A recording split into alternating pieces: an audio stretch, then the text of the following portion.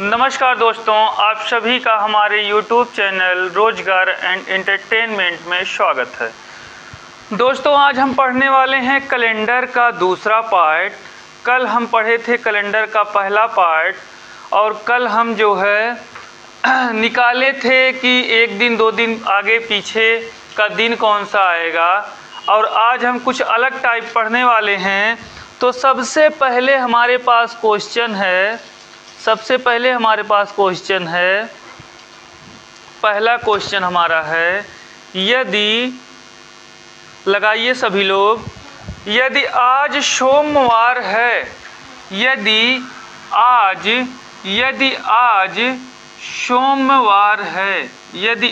सोमवार है, तो यदि आज सोमवार है तो 421 दिन बाद 421 दिन बाद कौन सा दिन होगा? 421 दिन बाद कौन सा दिन होगा? कौन सा दिन होगा? ठीक है, कौन सा दिन होगा? मंगलवार आया सभी का, तो सभी का यहाँ से निकल कर आ गया मंगलवार। ठीक है, क्या निकल कर आया? मंगलवार। मतलब आज सोमवार है तो 421 दिन बाद कौन सा दिन होगा?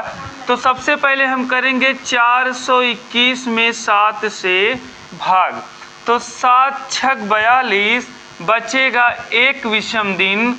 तो हमारा आज सोमवार है तो सोमवार में एक दिन जोड़ देंगे तो आएगा क्या? मंगलवार। मंगलवार, बहुत सही। कितना आया? मंगलवार। ठीक है, अगला क्वेश्चन लिखिए सभी लोग। अगला क्वेश्चन है हमारा, अगला क्वेश्चन है, यदि आज मंगलवार है, यदि आज मंगलवार है तो 431 दिन के बाद कौन सा दिन होगा? 431 दिन के बाद कौन सा दिन होगा? 431 दिन के बाद कौन सा दिन होगा? यदि आज मंगलवार है तो 431 दिन के बाद कौन सा दिन होगा? शनिवार आया सभी का, शनिवार। तो इसमें क्या करेंगे? सबसे पहले 431 दिया हुआ है, 7 से भाग देंगे, 7 छक 42, बचेगा 11, 7 कम 7, तो आएगा शेष विषम दिन 4 दिन। मंगलवार में 4 जोड़ेंगे तो मंगल प्लस 4, तो मंगल बुध विफय शुक्र शनिवार, तो हमारा आएगा आंसर शनिवार। ठीक है, शनिवार हमारा क्या आंसर आया? शनिवार। अगला क्वेश्चन सभी लोग लगाइए। आगे हम आपको कुछ इस तरह से बताएंगे। लिखिए दूसरा क्वेश्चन, यदि आज शुक्रवार है, यदि आज शुक्रवार है तो 320 दिन के बाद कौन सा दिन होगा? 320 दिन के बाद कौन सा दिन होगा? 320 दिन के बाद कौन सा दिन होगा? सभी लोग इसका आंसर फटाफट बताइए और आप लोग कमेंट बॉक्स में इसका उत्तर बताइए।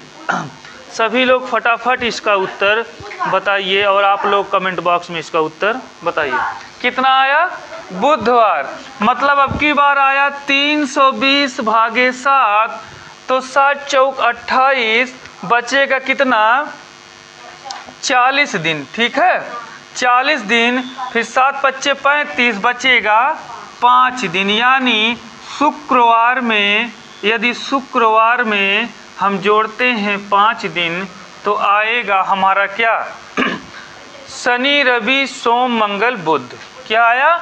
बुधवार। तो हमारा आएगा बुधवार, तो हमारा राइट आंसर आ जाएगा बुधवार। ठीक है, अब आगे हम दूसरा टाइप चालू करते हैं। उससे पहले सभी लोग कुछ हम आपको नियम बताते हैं, उस नियम को ध्यान दीजिए। सबसे पहले कुछ नियम पढ़िए। यदि आपसे पूछा जाए कि 100 वर्षों में कितना विषम दिन होगा तो कितना निकालेंगे? बताइए, कितना विषम दिन होगा तो कितना निकालेंगे? निकाल के बताइए 100 वर्षों में कितना विषम दिन आएगा? 100 वर्षों में कितना विषम दिन आएगा? तो यहाँ से हम निकालेंगे 100 वर्षों में कितना विषम दिन आएगा। तो सबसे पहले जो है हम करेंगे 100, तो आगे हम करेंगे 100 वर्षों में विषम दिन निकालेंगे। तो सबसे पहले हम 100 वर्षों में निकालते हैं कि लीप ईयर कितने होंगे।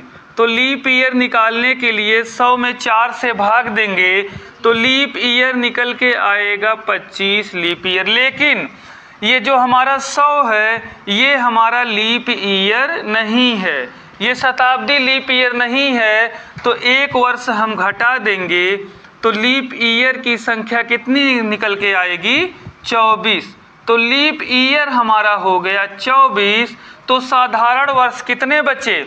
यदि लीप ईयर 24 है तो 100 में से 24 घटाएंगे, 100 में से 24 घटाएंगे तो आएगा 76। तो 76 हमारा क्या निकल के आया? ये हमारा साधारण वर्ष निकल के आया।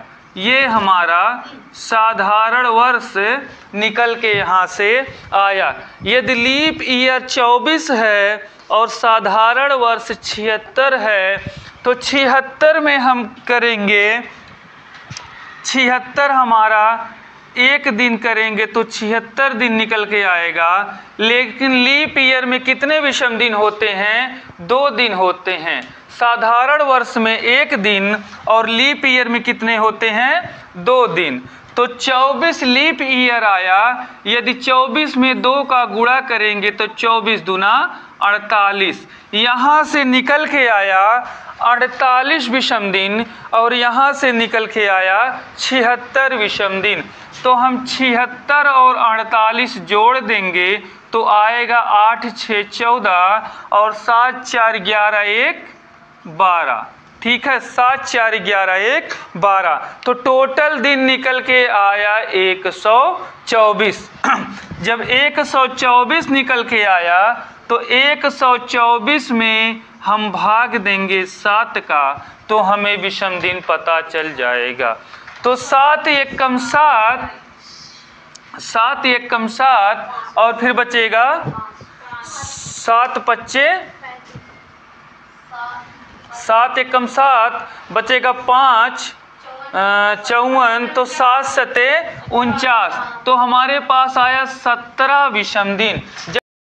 तो आगे 124 में 17 से भाग देंगे तो 17 बार जाएगा और विषम आएगा 5 दिन। विषम आएगा 5 दिन। तो यहाँ से निकल के आया 100 वर्षों में विषम दिनों की संख्या 5 होती है।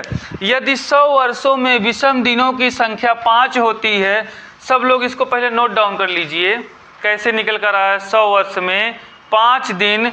तो उसके बाद पूछेगा 200 वर्ष में कितना, 300 वर्ष में कितना और 400 वर्ष में कितना। ठीक है, तो सबसे पहले हम देखिए किए क्या हैं। 100 वर्षों में विषम दिन निकालने के लिए 100 में 4 से भाग देंगे तो 25 लीप ईयर आएगा।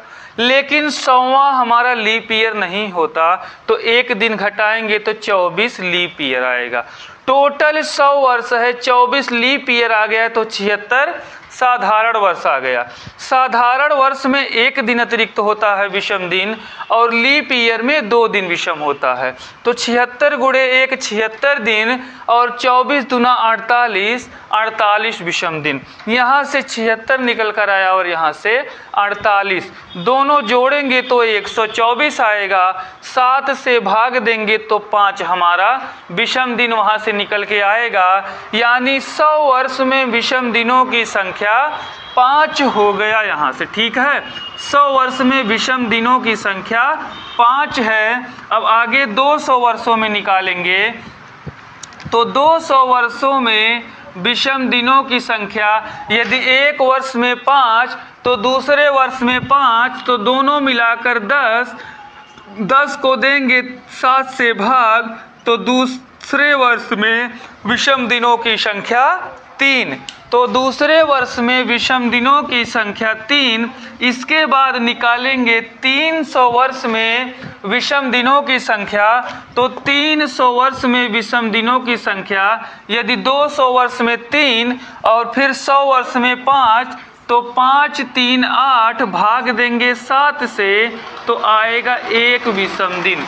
तो 300 वर्षों में विषम दिनों की संख्या 1। फिर निकालेंगे 400 वर्षों में। 400 वर्षों में यदि 100 वर्ष में 5 और 300 वर्ष में 1, तो टोटल मिला के 6। जब 6 को 7 से भाग देंगे तो निकल कर आएगा 0। तो यहाँ से 100 वर्षों में विषम दिनों की संख्या 5, 200 वर्षों में विषम दिनों की संख्या 3 और 300 वर्षों में विषम दिनों की संख्या 1 और 400 वर्षों में विषम दिनों की संख्या 0 यहाँ से निकल कर आएगा। इसके आगे हम कल पढ़ेंगे। आज के लिए इतना ही दोस्तों, आज का सेशन इतना ही। कल हम फिर आगे पढ़ेंगे कैलेंडर का तीसरा पार्ट। इसी के साथ दोस्तों सभी लोग चैनल को सब्सक्राइब कर बेल आइकन दबाना ना भूलें, जिससे समय समय पर हमारी वीडियो आप तक पहुंचती रहे दोस्तों। जय हिंद, जय भारत।